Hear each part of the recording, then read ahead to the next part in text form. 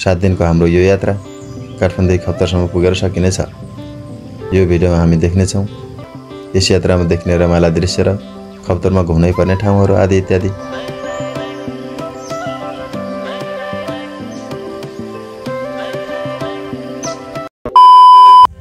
हाम्रो यो यात्रा सानो अफिसको काममा बजार जानुपर्ने भयो। यस यात्राको पहिलो स्टेप हामी प्लेन चढेर काठमाडौँदेखि धनगढी प्रस्थान गर्नेछौँ। यो भने मेरो दोस्रो यात्रा थियो। निकै रमाइलो भयो।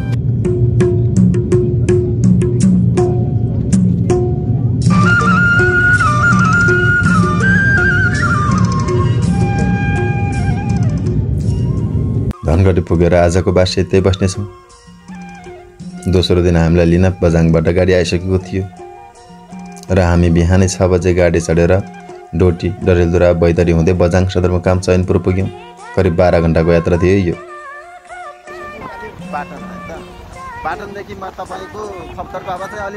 धेरै थकान लागेको थियो। खाना खायौँ र सुतियो। यात्राको तेस्रो र चौथो दिन बिहानदेखि बेलुकासम्म हामी अफिसको जुन काममा गएका थियौँ त्यही काममा व्यस्त भयौँ। 5औं दिन शुक्रबार खप्तर घुम्न जाने सल्लाह भयो र हामी बिहानै तयार भएर चैनपुरदेखि हिँड्यौँ।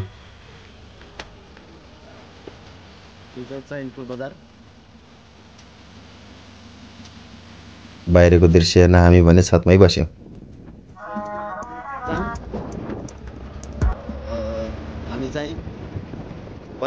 बिहान पानी परे पनि अहिले आकाश मजाले खोलेको छ। जय पृथ्वीराज मार्ग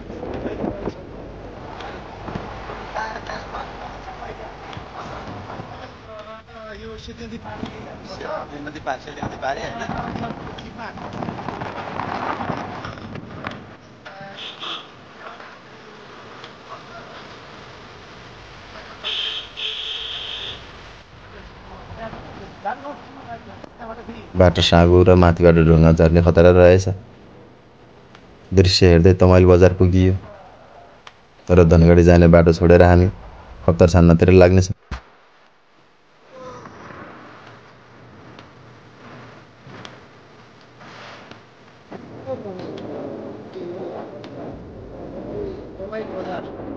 माथि पसल नभएकोले बाटोमा खानलाई केही खानेकुरा किन्यौँ।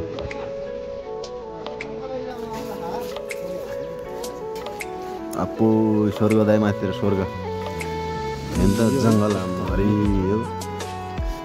तपाईँको जिन्दगी हरियो। र धनगढी जाने बाटोलाई छोडेर हामी खप्तर छान्न गाउँपालिकातिर लाग्यौँ।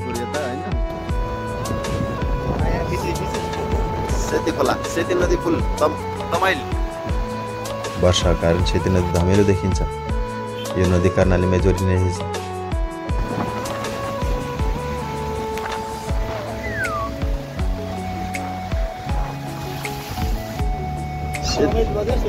तमाइल बजार सेती खोला। सेती नदी तिरै तिर।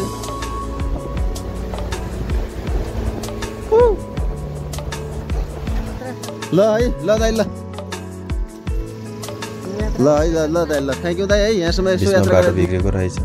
पुल बन्दै रहेछ। म भने झोला बोकेर आफ्नै तालमा अर्को गाडी फेर्नुपर्ने भयो हामीले।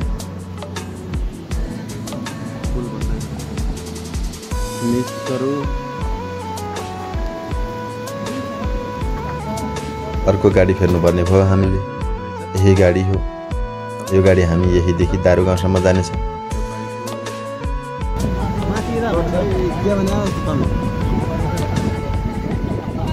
बाटो बिग्रेको रहेछ। गाडी चढ्नै गाह्रो।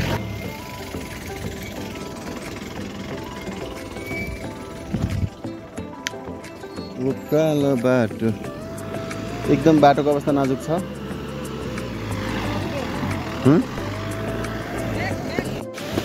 सेकेन्ड स्टेप आयो।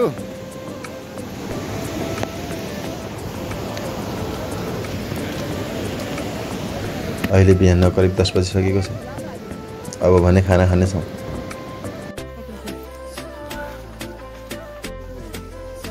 यहाँको लोकल मार्सी धान के छ दाइ? कस्तो लाग्दैछ मार्सी खाना? हो दाइ हो। मार्सी स्पेशल खाना। हाम्रो डाक्टर साहब मैले खिचेको खाना एकदमै स्वादिष्ट र नकल रहेछ। खाना खाइसकेपछि फेरि उकालो लागियो। यो खप्तर राष्ट्रिय निकुञ्जको पहिलो गेट हो। खप्तर गाउँपालिका 3 पर्दो रहेछ। अब यहाँबाट 4 घण्टाको यात्रा पछि पानी पर्ला जस्तो मौसम। बिहान चाहिँ पानी परिरहेको थियो। श्रावणको महिना धानले खेतहरू हरियो देखिन्छन्।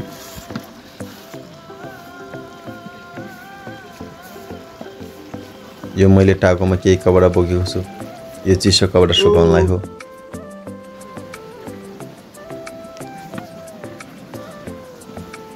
अब 4 घण्टामा चाहिँ कसरी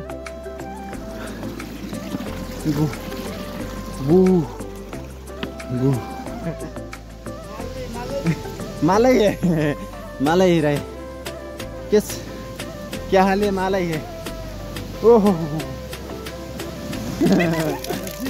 कौटा ले लो, दिन के pant jacket vest T shirt है चक्कर चल्यो। पसिना आएर आम्मा छ्या। धेरै गर्मी थियो। चिसो पानी पेटभरि खाएर हामी उकालो चढ्यौँ।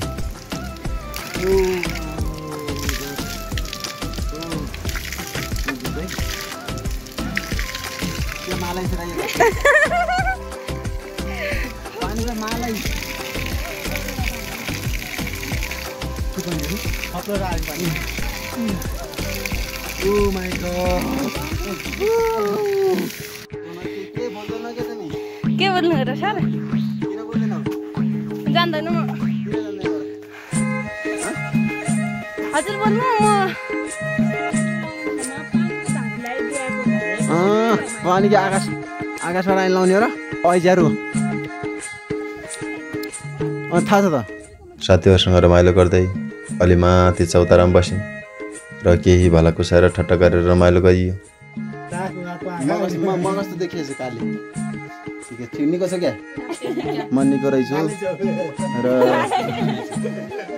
अब यहाँबाट अझै कति किलोमिटर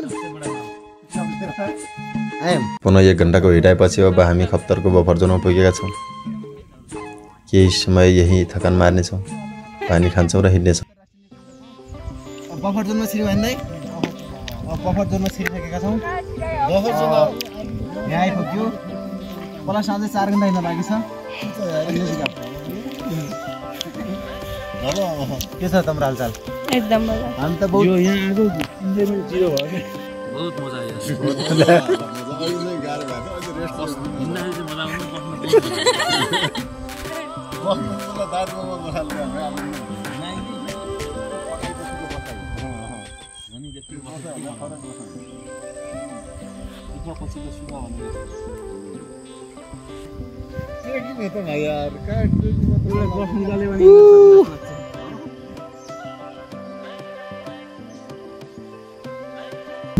के छ साथी? ठिक छैन? के छ तिम्रो हालचाल? निका हौ।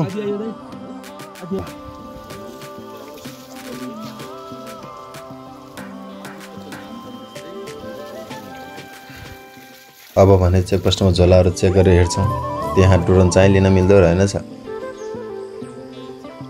त्यहाँ चेकपोस्टमा सुरक्षाकर्मीले जङ्गलमा भालु देखिएको छ, ग्रुपमा हिँड्न अनुरोध गर्नुभयो।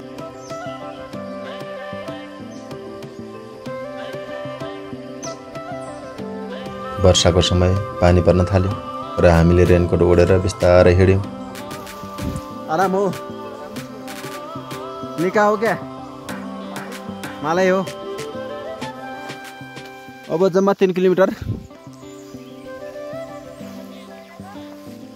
ओहो के छ बिस्कुटे? हेलो। साथमा कुकुर मान्छे पनि छन्। तैका ठमक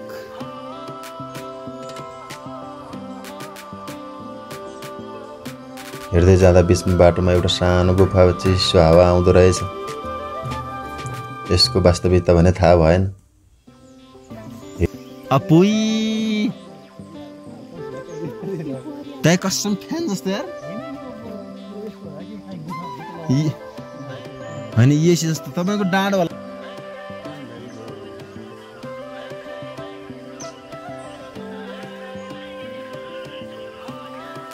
यो जङ्गल मान्छेका साथ हेर्दै जाँदा एकजना पाटनमा जाँदै गर्नुभएको अङ्कलसँग भेटियो र केही कुरा गरे। तपाईँ यहाँ कति घन्टामा आइपुग्नुहुन्छ? 5 घन्टा लाग्छ क्या? हो पहिला कति घन्टामा आउनुहुन्थ्यो? हजुर 2 घन्टामा।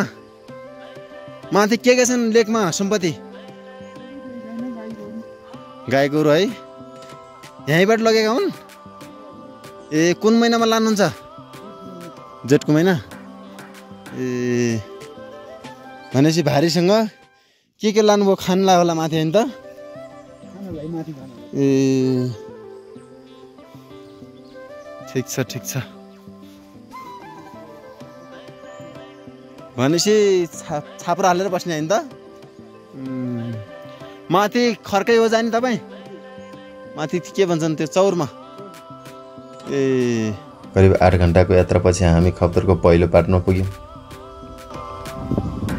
8 घन्टापछि भर्खर पाटन पुगियो। 8 घन्टा भयो कहाँ? 7 घन्टा हो है। अम्बो स्वर्ग स्वर्ग। अब रात परिसक्यो। ए पारि गोठा बनाएको रहेछ नि त है। आम्मामा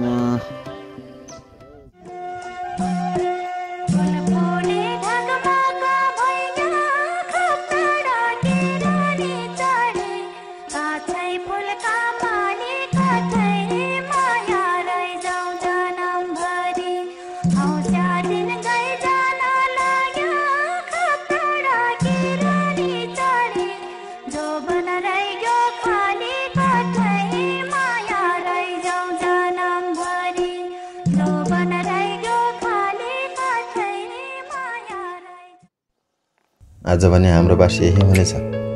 मोबाइलमा चार्जर पनि सकिनै आँट्यो। आज यतै थकान मार्नेछौँ। त्रिवेणी धाम यता ए दाइ उता फाँट देखिने त्यो फाँट त खतरा होला त नि।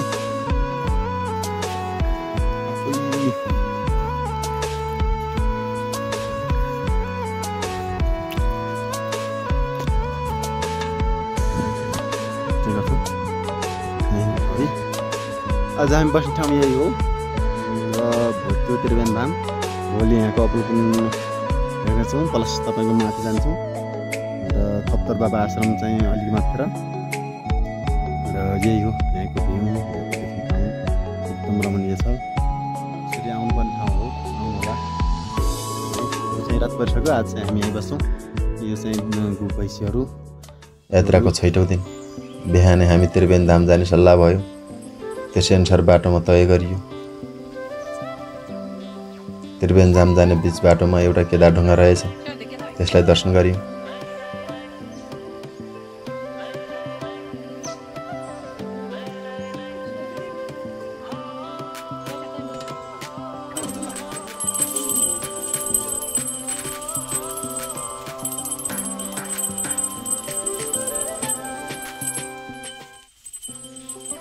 र त्रिवेणी धाम स्नान पश्चात हामी सहस्रलिङ्ग जाने बाटो लाग्यौँ।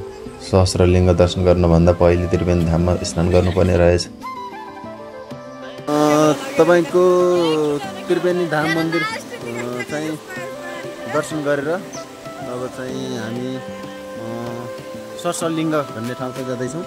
यो चाहिँ एकदम खप्तरको घुम्नै पर्ने ठाउँ रहेछ होइन। तपाईँको यो खोला किनारै अब हामी जान्छौँ माथि। नुहाई स्नान पश्चात हाम्रो टोली चाहिँ यहाँ प्रस्थान गर्दैछ।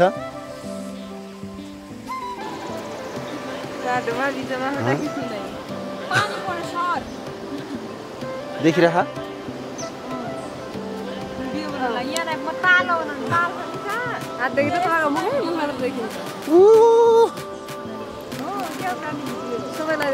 यो वर्षाको कारणले भएको कारणले चाहिँ तपाईँको खोलाहरू धेरै बढेको रहेछ। र यो सहस्रलिङ्ग जाँदाखेरि चाहिँ तपाईँको जुत्ताभन्दा चप्पल नै लाएर हुन्छ नि त। यस्तो चप्पलमा आउँदा चाहिँ बेटर हुन्छ। बहुत रमणीय ठाउँ एकदम। तपाईँको हुन्छ नि त त्यो 8 घन्टाको हिँडाइलाई चाहिँ भुलाउन सक्ने ठाउँ चाहिँ छ। एकदम मनै लोभ्याउने ठाउँ, फाँटहरू, साना खोला, एकदम रमणीय ठाउँ र साथी चाहिँ हुनुपर्छ 2-4 जना ग्रुप 5-6 जनाको मल मिल्ने सबै खालको चाहिँ भएपछि बाटो काट्नु चाहिँ एकदम सहज हुन्छ, सजिलो हुन्छ। सो त्यही अनुसार तयारी गरेर आउनुपर्छ। एकदम खोलै खोला तर्दै खोलै तर्दा सहस्रलिङ्ग जाने बाटो एकदमै साना खोलाहरूले भरिएको मनै लोभ्याउने रहेछ।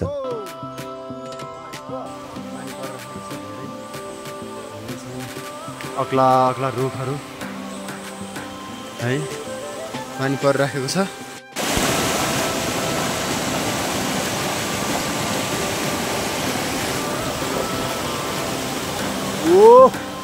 तल खप्तरबाट करिब 5 किलोमिटर हिँडेपछि हामी सहस्रलिङ्ग पुग्यौँ। सहस्रलिङ्ग दर्शन गर्दा मागेको पुग्छ भन्ने भनाइरहेछ। सहस्रलिङ्ग समुद्र सतहदेखि 3550 मिटर उचाइमा छ। खप्तरबाट 5 किलोमिटरको यात्रापछि हामी सहस्रलिङ्ग आइपुगेका छौँ। थक गरक गुल्म यो चाहिँ मेन ढोका। यहाँबाट चाहिँ यसरी पार गर्नुपर्दो रहेछ। कहाँबाट सर जानुपर्ने? हामी यताबाट आउने होला कि। मेन तपाईँको सहस्रलिङ्गको वटा। अब पुनः खप्तर फर्किनेछौँ। बाटो अलमल भयो जस्तै भयो।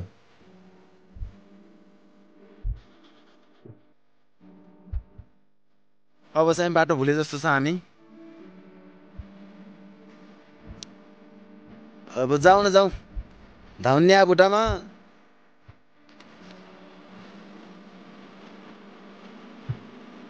र यात्राको आज 7औं दिन, अन्तिम दिन। बिहानै फर्किने निर्णय भयो। बिहानैदेखि पानी परिरहेको छ। यात्रा पश्चात हामी पुनः हामी हेर्छौँ चैनपुर प्रस्थान गर्दैछौँ। 2 दिन चाहिँ रमाइयो, हाँसियो, खेलियो। यिनी चौर यिनी पाठ फर्कने बाटोमै खप्तर बाबा आश्रम पर्ने भएकोले दर्शन गऱ्यौँ। खप्तर बाबा बसेको आश्रम। यो खप्तरको अन्तिम दिनको अन्तिम पाटन दृश्य हो।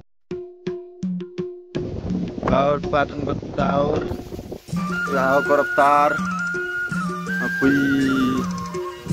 विकास सर के हालचाल? आराम है ना? मस्त है ना? ओ माय गॉड, गर्ल चिल के छ? ठिक छ? मस्त छ? मस्त है?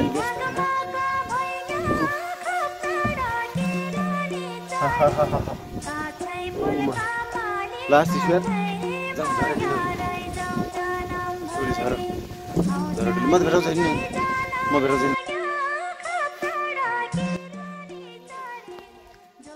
3 दिनको खप्तरको बसाइपछि हामी पुनः चैनपुर फर्किने क्रममा छौँ। यो ओह्रालो बाटो सबैको साथ सँगै धेरै रमाइलो होइन, मतलब थकित भयो धेरै। र माथि गएपछि त्यो पाटनको दृश्यले चाहिँ हरेक थकानहरू चाहिँ मेटाउँछ। एकदम रमाइलो भयो। 3 दिनपछि चाहिँ हामी पुनः फर्क्यौँ। र जिन्दगीमा कहिले 10 पाइला नहिँडेको मान्छे 8 घन्टा हिँडेर शरीरलाई लत्याङ पार्दै पनि हिँड्नुभयो सरहरू। कैसे लोग रहते हैं यार यहाँ पर। एकदम रमाइलो भयो। अझै माथि लेकमै छौँ। अब सायदै 3-4 घन्टा पछि चाहिँ हामी पुनः चैनपुर फर्किन्छौँ। अब नेक्स्ट स्टेसन तपाईँको यहाँबाट दारो गाउँ होइन, त्यसपछि तल तमाइल हुने ठाउँ, त्यसपछि चाहिँ तपाईँको चैनपुर पुगिन्छ। र चैनपुर पश्चात भोलि हामी फेरि बिहान चाहिँ काठमाडौँ फर्किने प्लान छ। सायदै अब भिडियो चाहिँ खिच्न पाइँदैन होला, किनकि मोबाइलमा चार्जिङ प्लस बारिस एकदम बर्खा पानी परिराखेको छ। दिन लंगड़ना रात लंगड़ तेरे इश्क च जना